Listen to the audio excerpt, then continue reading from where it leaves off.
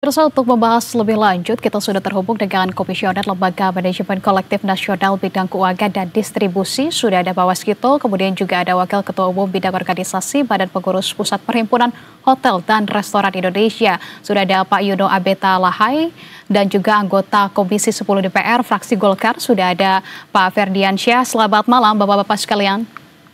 Selamat malam, Anissa. Baik, terima kasih sebelumnya sudah berkenan bergabung bersama kami di Berita Satu Utama. Langsung saja, pertama saya ingin ke Pak Waskito.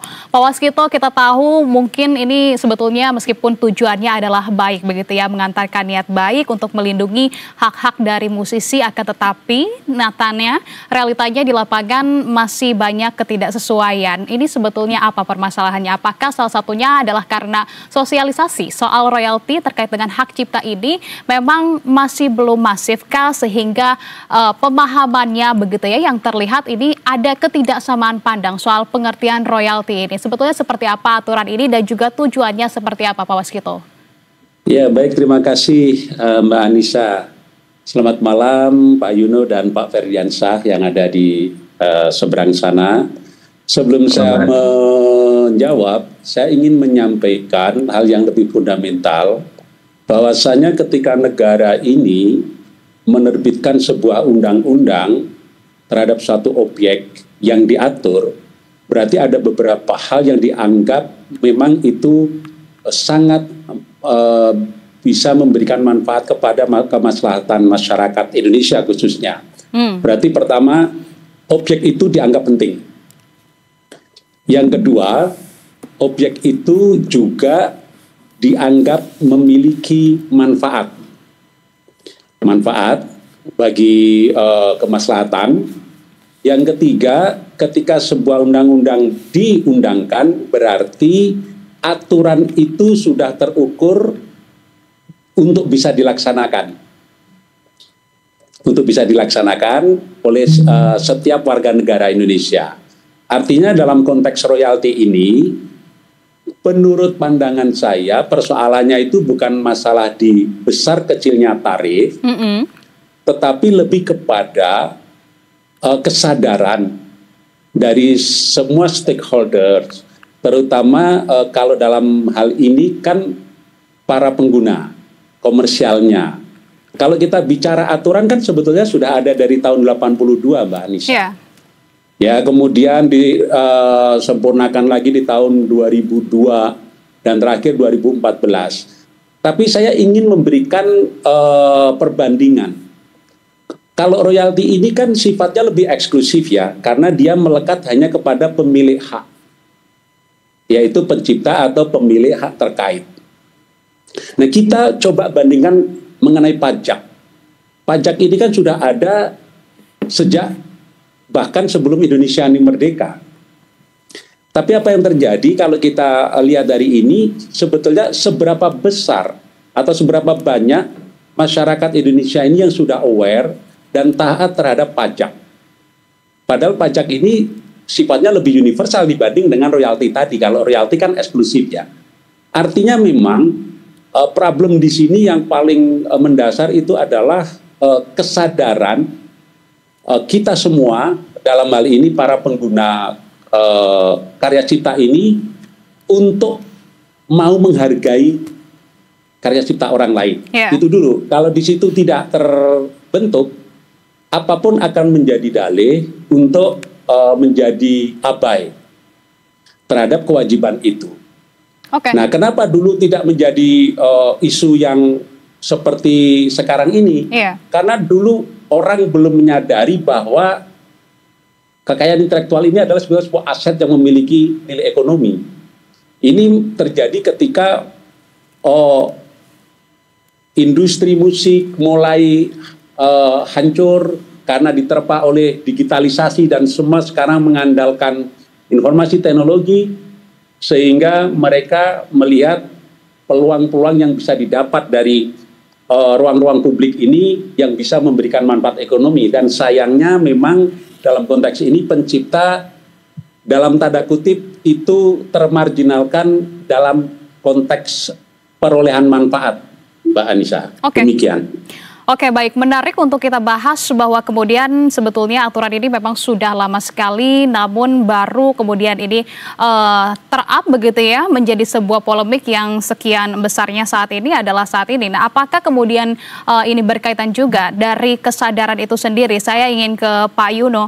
Mas Yuno, kalau dari Anda sendiri seperti apa? Apakah mungkin permasalahan ini karena memang sebetulnya aturannya sudah ada sejak lama, bahkan tadi disampaikan oleh Pak Waskito sejak tahun 82 begitu ya sudah ada. Nah, lantas ketika aturan ini sudah ada, apakah hal ini masih belum bisa direalisasikan? Kenapa begitu ya? Apakah memang karena kesadarannya atau memang karena sosialisasinya yang sampai dengan saat ini masih belum masif begitu untuk membayar royalti ini? Menurut Anda sudah merata belum untuk upaya sosialisasinya, Mas Yuno?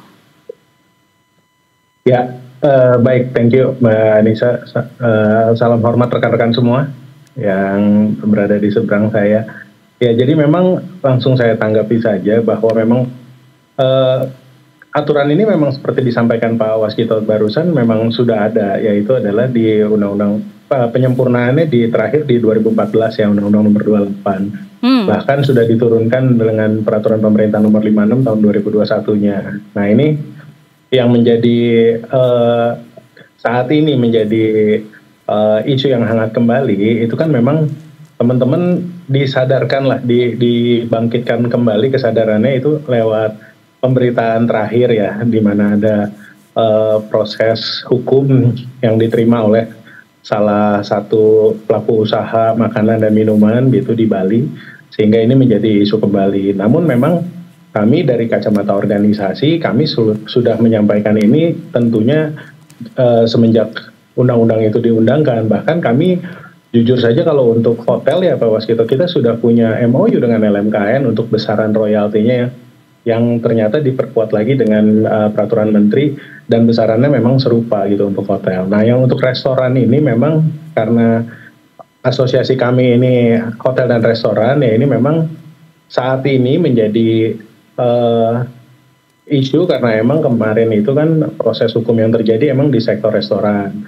dan besarannya ini berbeda karena kan kalau yang hotel itu kan sesuai kategori bintangnya, namun kalau yang restoran itu kan berdasarkan jumlah kursi.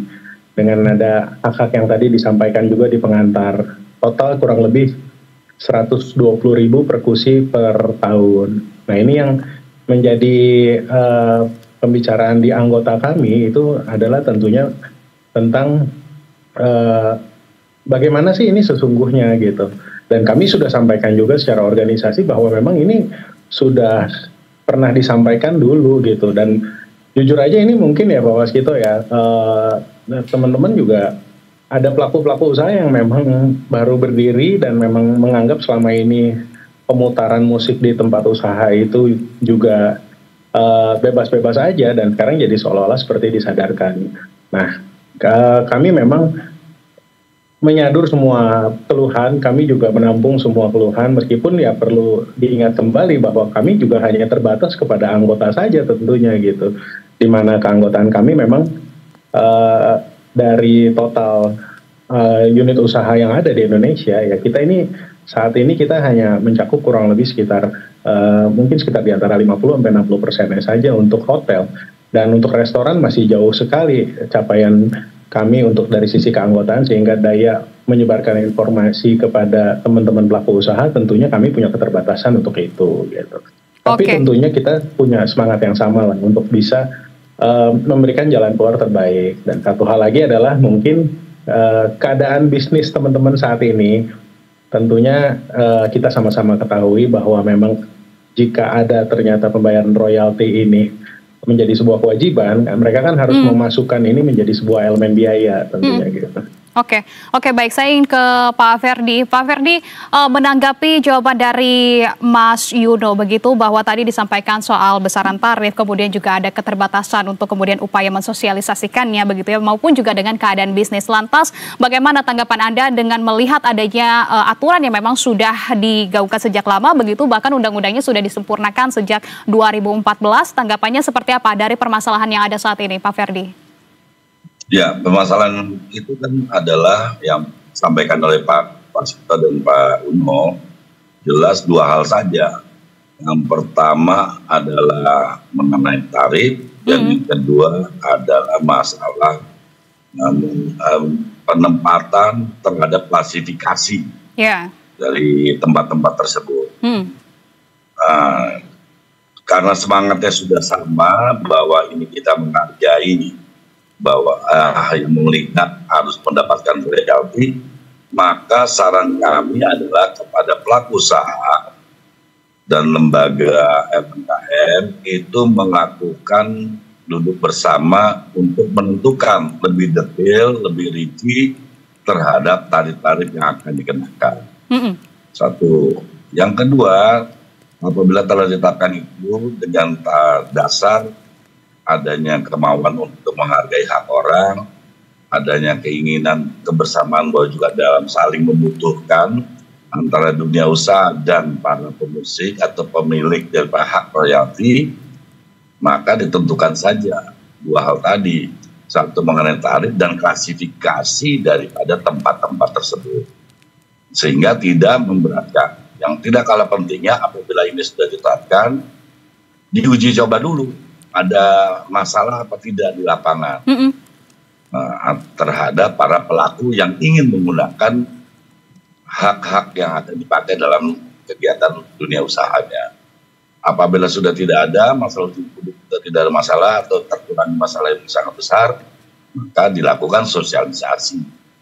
Nah, selama ini sebenarnya disampaikan oleh Pak Waskito, memang lemahnya kita melakukan sosialisasi, sehingga banyak para pelaku usaha atau yang akan merencanakan menggunakan hak royalti para yang memiliki hak itu tidak tersosialisasi dengan baik.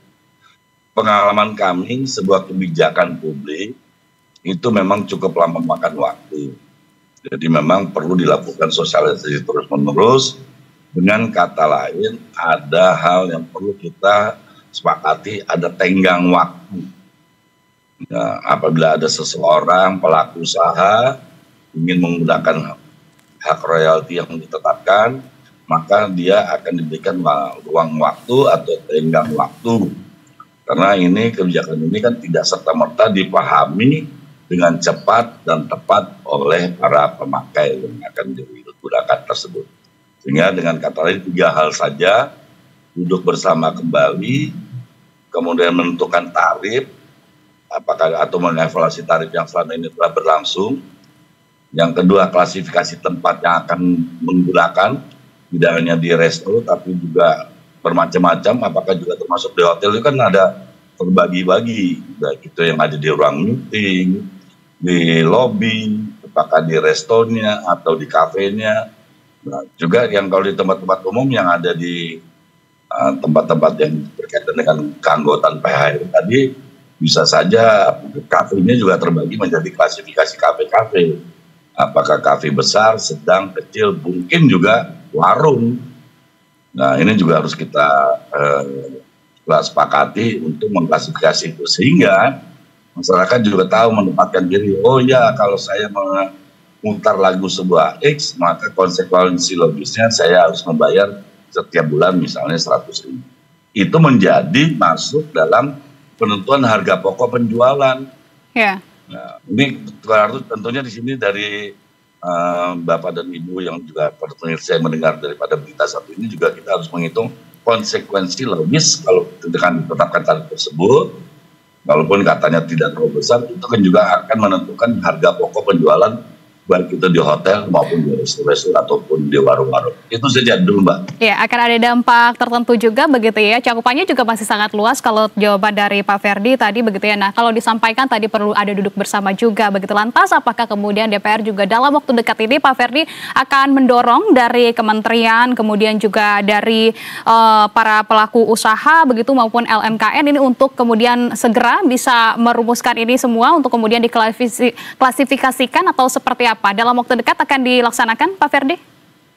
Ya, prinsip kami ingin juga mengundang atau juga bahkan dari para pemangku kepentingan, apabila ada didiskusikan dalam bentuk rapat dengar pendapat umum untuk kami menerima masukan aspirasi yang bermanfaat masyarakat, kami siap. Nah, tentu akan memfasilitasi komunikasinya dengan pemerintah yang membidangi.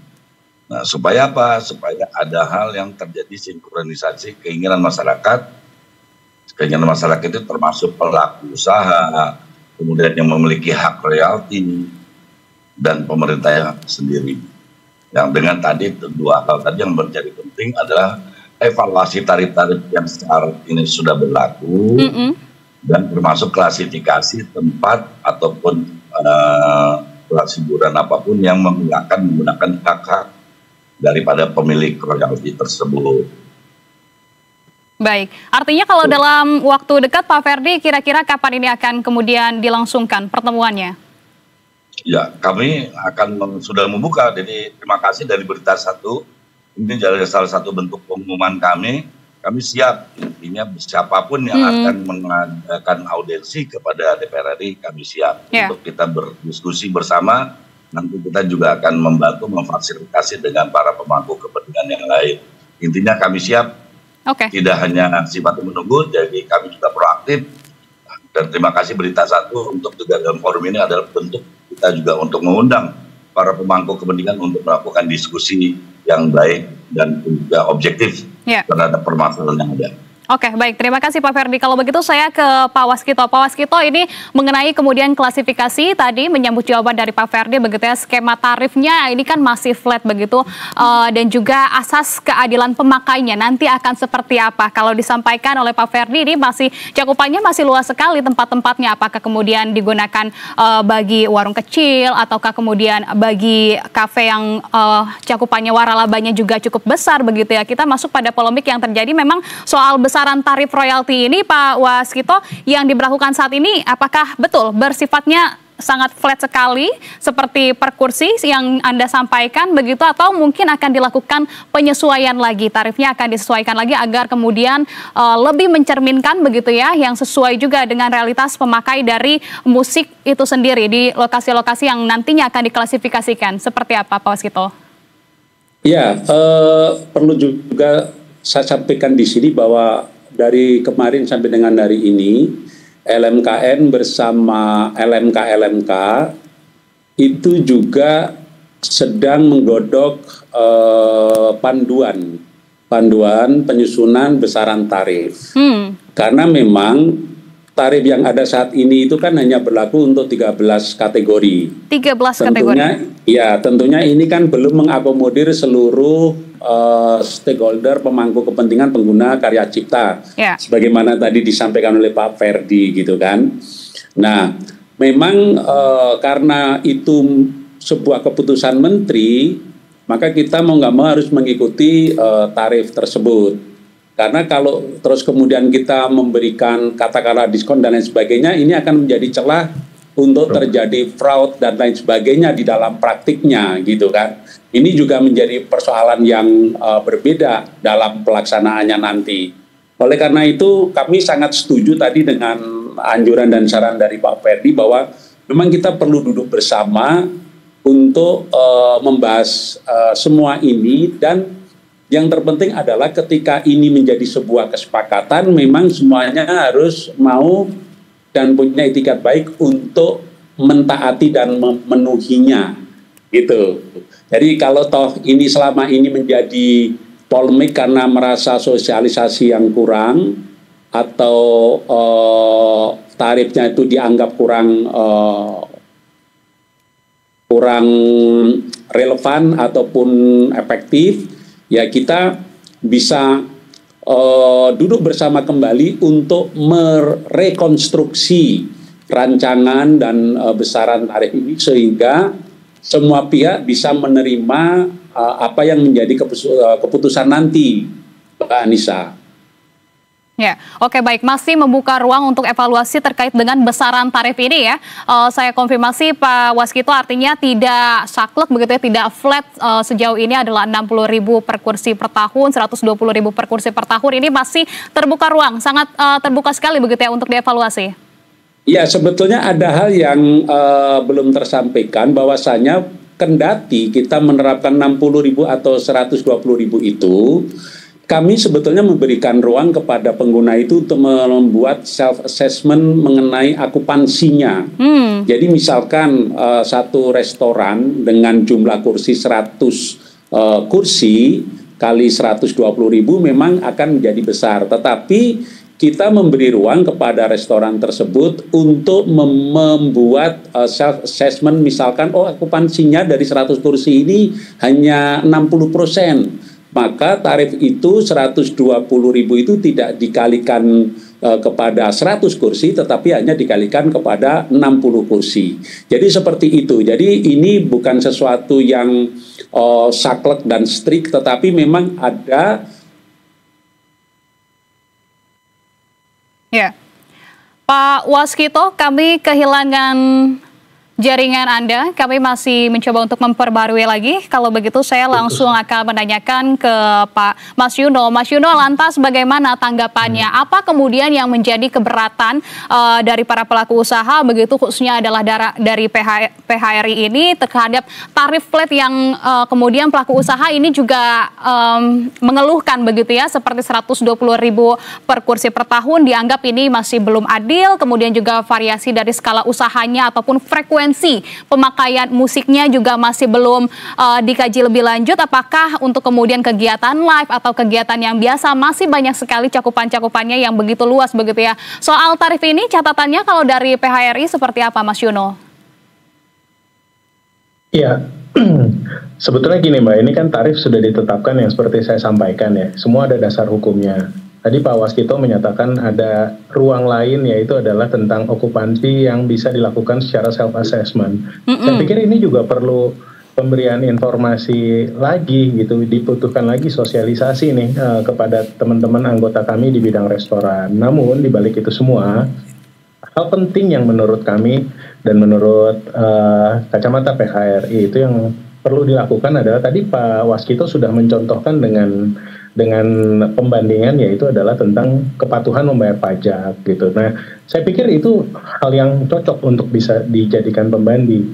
Jadi kenapa misalnya meskipun pembayaran pajak pun masih belum maksimal, tapi tentunya dari sisi quantity kita sama-sama ketahui bahwa hal itu sudah melekat menjadi knowledge sebuah tempat usaha ataupun para pelaku usaha untuk bisa melakukan kepatuhan tersebut. Nah, untuk tentang royalti musik dan lagu ini sendiri, saya pikir perlu dibangun sebuah kepatuhan, dan menurut kami kepatuhan itu tercipta karena faktor trust gitu. Nah, untuk itu mari kita duduk bersama, kita bangun sama-sama faktor trust ini. Yang kedua adalah ini kan problem di setiap semua masalah di industri dan di masalah di bisnis di Indonesia itu adalah tentang penegakan aturan di lapangan.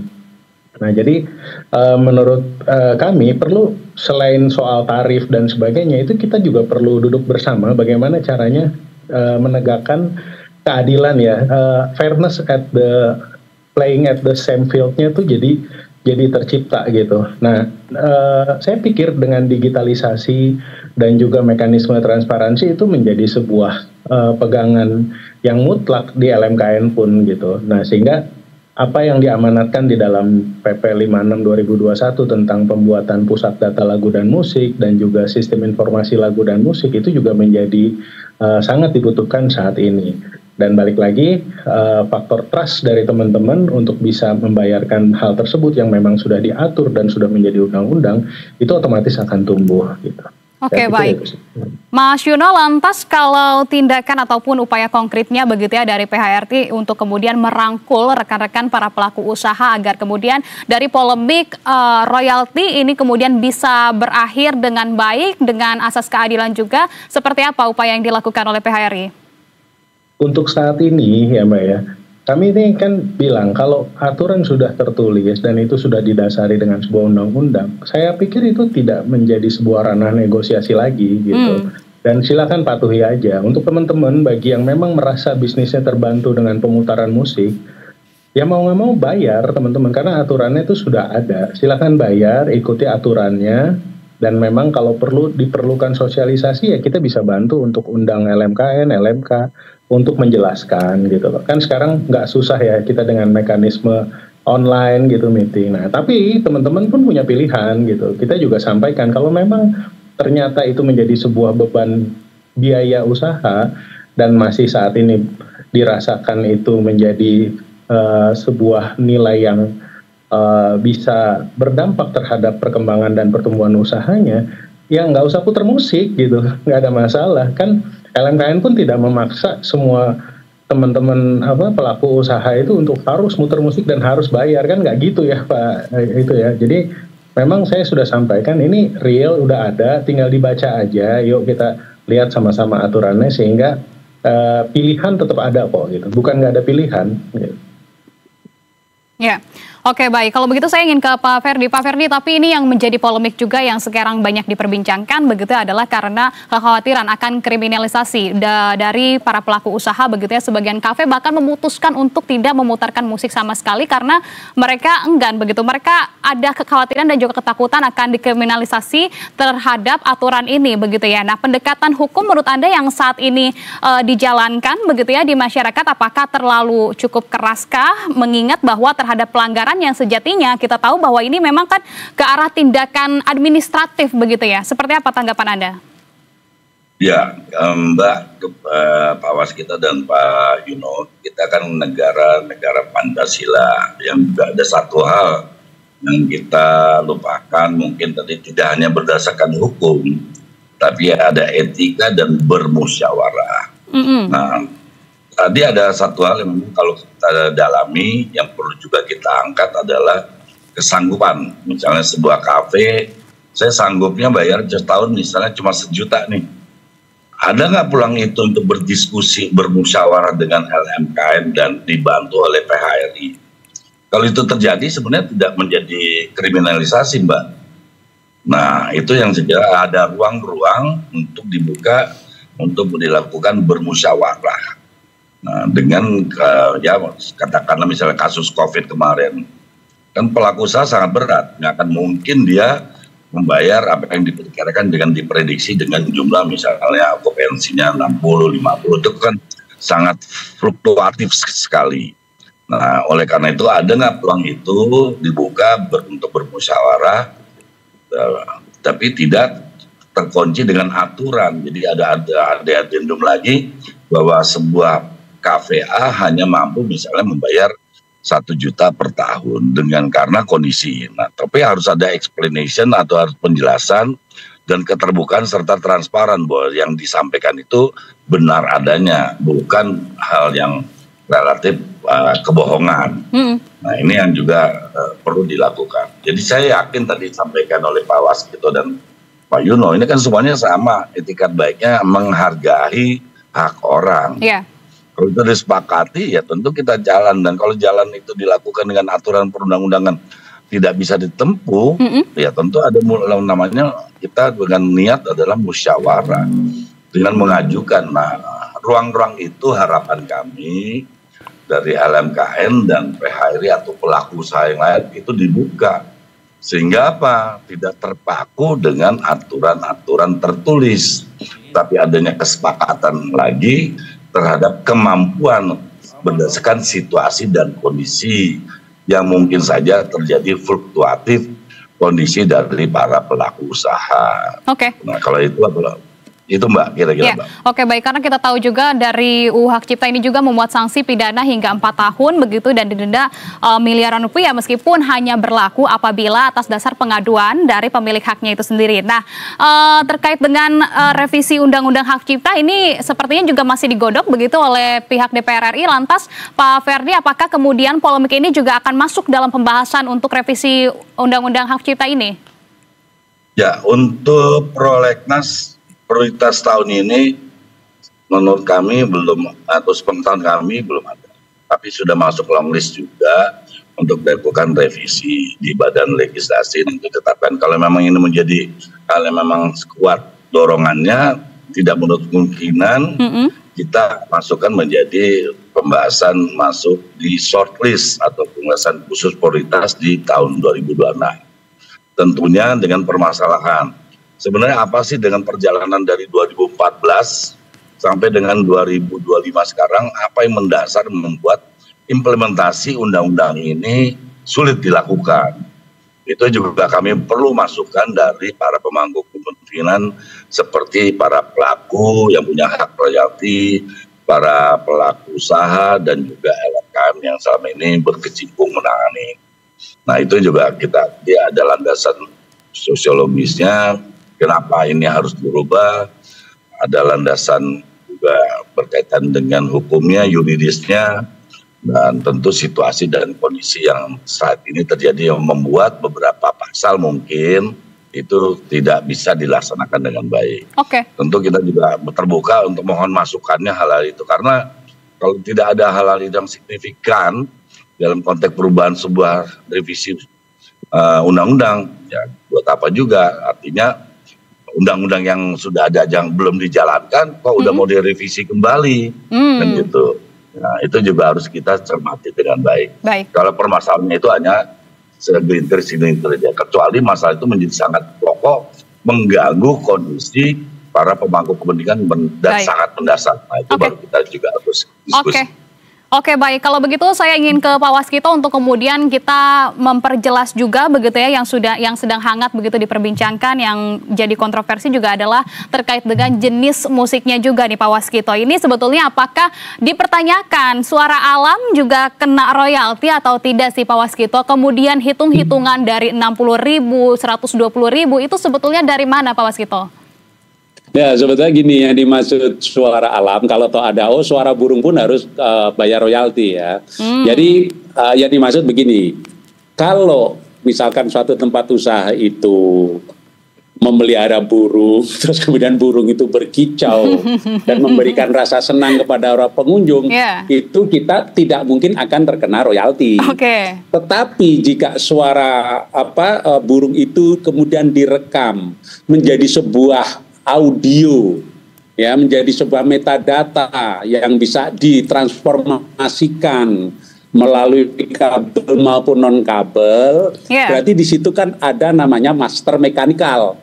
Nah, di dalam pembuatan master mekanikal itu kan ada peran produser, di mana di dalam Undang-Undang Hak Cipta ini kan juga dilindungi haknya untuk mendapatkan royalti. Ya pasti itu akan terkena kalau tempat usaha tersebut memutarnya melalui master mechanical dalam bentuk metadata atau audiovisual. Demikian, Mbak. Gitu. Nah, baik. Kalau mengenai tarif itu 60.000 itu dari mana, 120.000 itu dari mana, sebetulnya ini tarif ini kan sudah disusun sejak tahun 2015. Nah, waktu itu sebelum ditetapkan menjadi sebuah keputusan menteri, itu sudah dilakukan public hearing, juga dimintakan pendapat dari stakeholders, sehingga kita menyusun tarif itu yang memungkinkan untuk diterapkan, yang mendekati pada praktik kelaziman. Namun kembali lagi kan sebesar apapun tarif yang akan dikenakan, tapi kalau memang sudah dalam diri itu tidak ada itikat baik untuk kemauan menghargai karya orang lain, ya hal itu akan menjadi berat gitu kan. Karena hari ini saja dari Januari dengan sampai Juli itu sudah lebih dari 1.200 hotel yang membayar royalti. Kemudian lebih dari 250 restoran yang membayar royalti. Artinya seperti di awal tadi saya melakukan disclaimer bahwa ketika sebuah undang-undang itu diterapkan, pasti pemerintah dan DPR sudah mengukur bahwa ini terukur dan bisa untuk dilaksanakan oleh masyarakat. Pastinya begitu. Jadi kembali lagi kalau dari sisi kami LMKN, walaupun memang kami juga belum sempurna dan jauh dari proses kesempurnaan itu, tapi kita coba untuk selalu terbuka dan selalu akomodatif kepada siapapun yang ingin mengetahui seluk-beluk dan tata kelola royalti yang dilakukan oleh LMKN, Mbak Anissa. Jadi kami banyak sekali, seperti saya katakan di awal tadi, kita mengundang banyak asosiasi hari ini dan kemarin, juga banyak stakeholder lainnya, dan ke depan kami juga akan mengundang para pengguna gitu untuk bersama-sama diskusi, karena juga dari Kementerian Hukum memberikan mandat kepada kami untuk mencoba melakukan pembaharuan dan penyesuaian tentang pola dan juga besaran tarif royalti yang akan diberlakukan ke depan. Demikian, Mbak. Oke, baik. Terima kasih kalau begitu. Saya ingin ke Mas Yuno. Terakhir, Mas Yuno, selagi ada dari pihak LMKN, kemudian juga ada dari legislator, apa kemudian harapan yang ingin disampaikan dari PHRI terkait dengan hal ini? Mas Yuno, silahkan. Ya, kembali saya tegaskan bahwa momentum ini adalah momentum kita jadikan sama-sama untuk bisa memperbaiki semuanya ke depan. Jadi, ajakan LMKN dan juga tadi dari DPR untuk bisa mengembalikan ini kepada porsi yang bisa jalan, katakanlah itu, penuh rasa percaya dan juga tinggi tingkat kepatuhan. Saya pikir ini perlu kita rumuskan lagi bersama, baik mulai dari tarif kah, baik dari mulai implementasinya kah, apakah ada intervensi digital di sana untuk kemudahan, karena mau nggak mau teknologi ini kan nggak bisa kita tolak gitu. Ini udah bagian dari perkembangan zaman kita. Lalu kemudian juga tentang sosialisasi ke depannya. Dan yang paling penting lagi adalah fungsi pengawasan sih. Jadi emang ini kan teman-teman kan banyak yang mempertanyakan tadi kan sudah disinggung juga bahwa apakah bagaimana dengan warung, bagaimana dengan ini. Nah, ini kan semua prinsip keadilan yang dibutuhkan oleh teman-teman. Makanya menurut kami momentum ini kita jadikan momentum bersama untuk kita evaluasi kembali dan kita juga coba memberikan usulan dan masukan bagaimana caranya supaya tetap tujuan mulia kita yaitu adalah menghargai hak-hak kekayaan intelektual teman-teman musisi, baik itu penyanyi maupun pencipta, itu bisa tetap kita hargai dan kita jadikan sebagai penghargaan untuk mereka gitu. Dan kita juga penuh kesadaran bahwa bisnis kita bisa jalan juga karena terdukung oleh musik-musik tersebut. Oke, baik. Baik, nada-nada riuh yang sepertinya perlu segera untuk diluruskan begitu ya, polemik dari royalti ini, gesekan antara niat baik sebetulnya begitu untuk melindungi hak dari musisi, namun nyatanya di dunia usaha ini masih belum siap juga terkait dengan sosialisasi juga perlu ditekankan kembali. Kita masih akan membahas lagi lebih lanjut nanti. Bapak-bapak sekalian, terima kasih atas waktunya saat ini dan juga informasinya Pak Yuno dan juga Pak Waskito maupun Pak Ferdi. Terima kasih banyak. Selamat malam. Salam sehat selalu. Malam Mas Waskito. Thank you Mas Ferdi. Thank you Pak Ferdi. Ya, Pak